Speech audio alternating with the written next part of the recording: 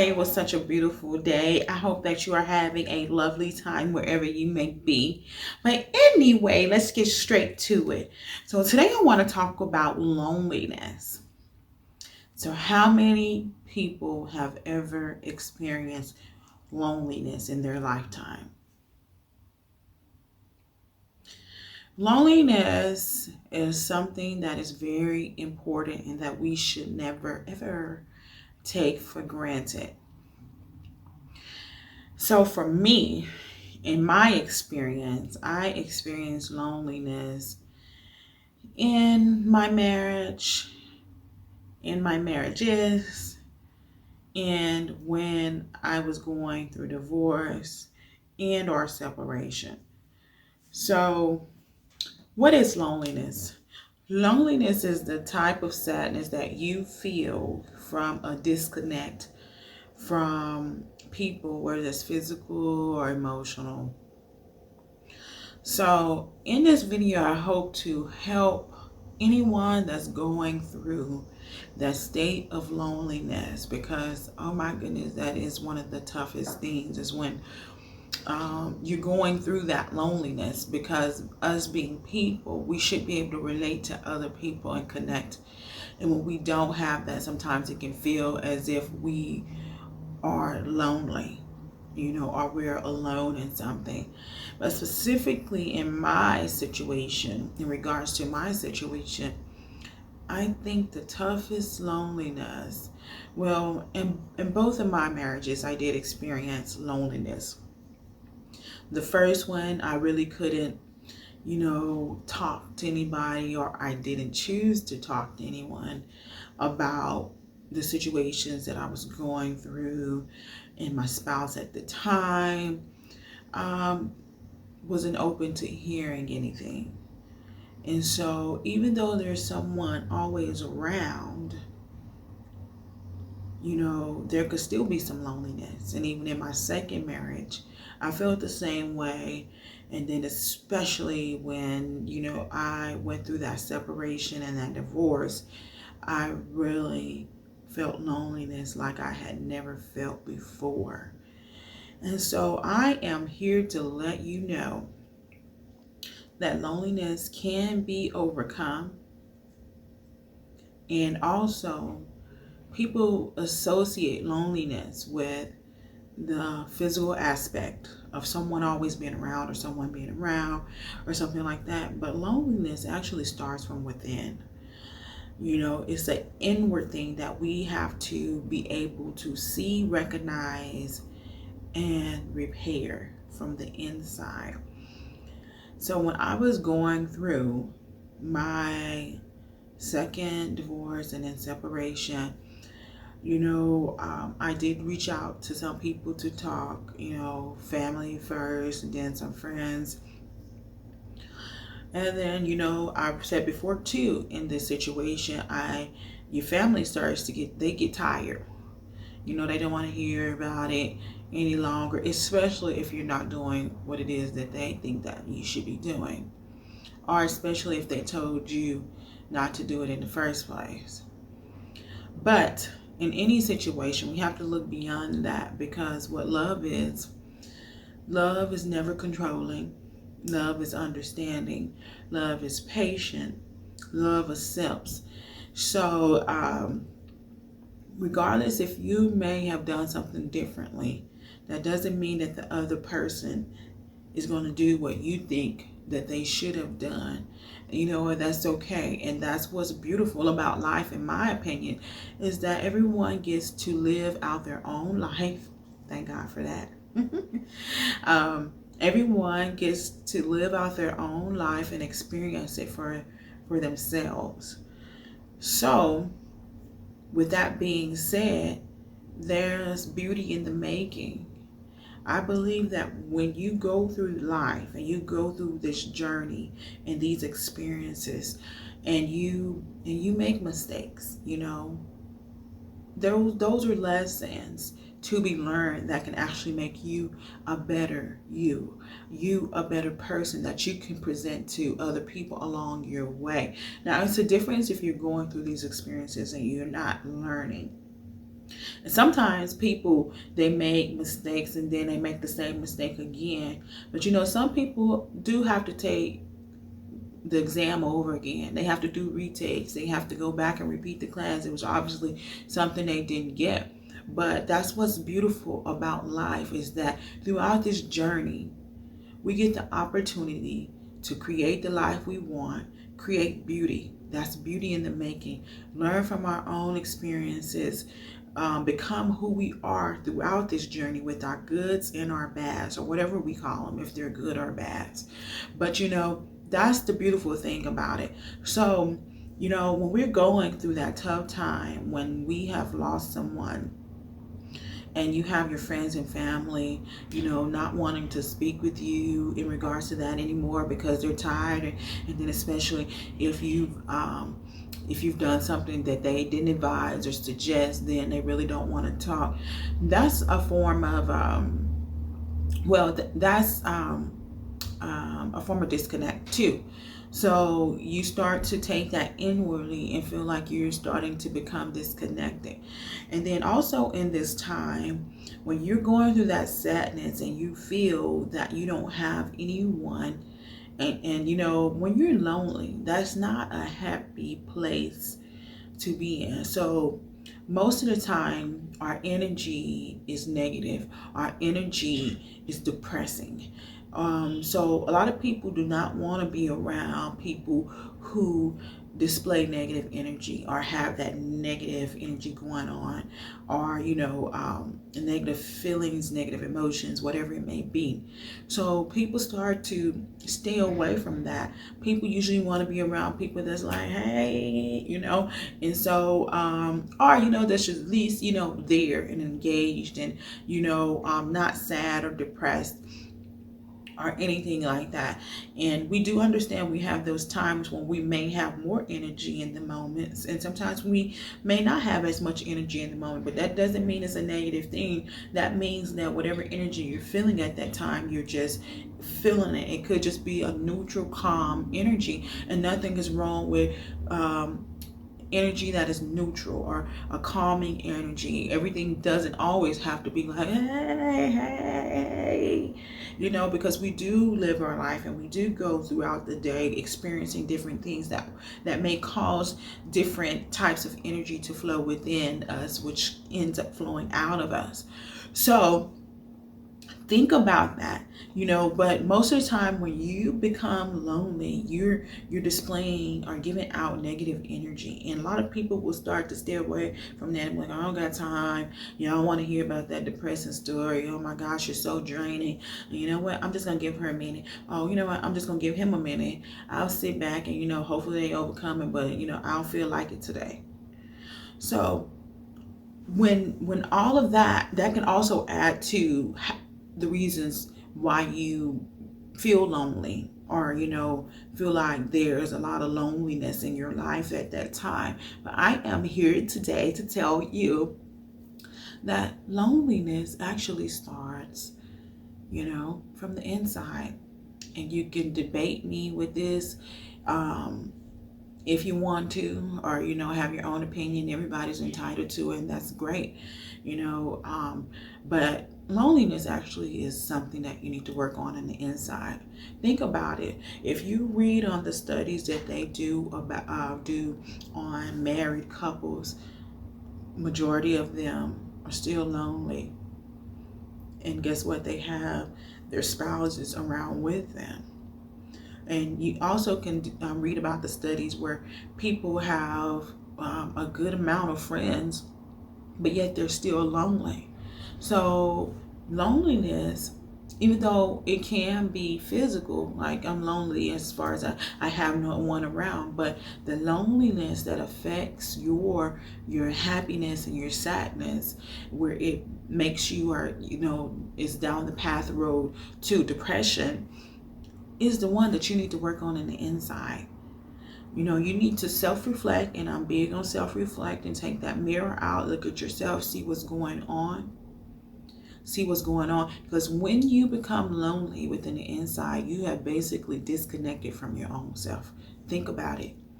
Anybody that has gone through a heartbreak or any type of pain where it caused them to at least feel some type of loneliness on the inside, you have actually disconnected from your own self.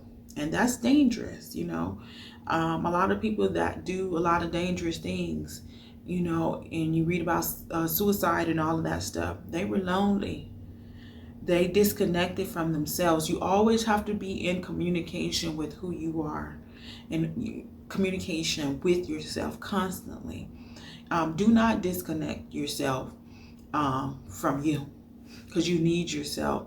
So always keep that door open with inside that communication. Do not disconnect, because that's where loneliness starts. We always need that connection to ourselves to not be lonely. And I learned that in my journey. Once I connected back with myself and I got back in alignment with who I was, and you know, I started speaking positively about myself and speaking, just healing myself from the inside and connecting back with who I am authentically, then you'll realize that there's no need to be lonely. You know, even if you have no one here around you, you know, you don't have to be lonely in the inside. You can still not be lonely. You can be very self-sufficient and very happy within yourself. And then when those people do come and you get that, you know, that extra support internally from other people, then that's even better. But the key to ending your loneliness starts with yourself. It starts with you getting back to yourself, connecting with yourself, understanding who you are, and never lose communication with yourself. So communication is a way of talking or speaking or getting a message across to whoever it may be. But sometimes when we continuously don't understand something, that's when we disconnect. So you can apply that to a test, you can apply that to a class, you can apply that to a career, you can apply that to a friendship. For an example, if you go out and you're on an outing and you're just speaking with someone or you're engaging with them, but then they seem a little bit different, you know, whatever it may be that they're doing or saying, you know, and there's something in you that cannot connect and you just don't understand and you don't get it, you're like,